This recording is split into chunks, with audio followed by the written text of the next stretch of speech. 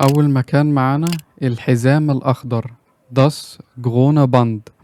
في طريق في ألمانيا اسمه الحزام الأخضر، طريق أخضر طويل بيمشي بطول البلد من أول الشمال لحد الجنوب، أكتر من 1400 كيلو متر. بيعدي على أنهار وتلال وغابات شكلها يخطف العين، يعني منظر روعة سبحان الله. دلوقتي الطريق ده الناس بتمشي عليه وتتصور وتستمتع بيه، بس زمان كان حاجة تانية. كان الحزام ده خط خوف ومنظره مقبض، والناس بتكره تشوفه، لأن المنطقة دي كانت زمان الحد الفاصل بين ألمانيا الشرقية والغربية.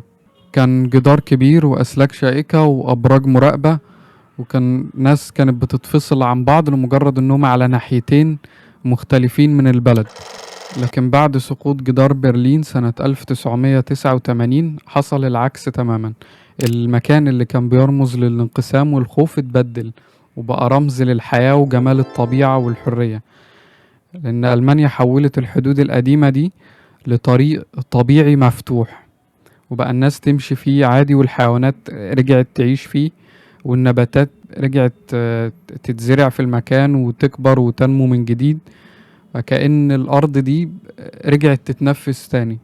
عشان كده في مثل ألماني مشهور بيعبر عن الحكاية دي، بيقول أوس إدفاس شليشتم كان إدفاس جوتس انتشتين.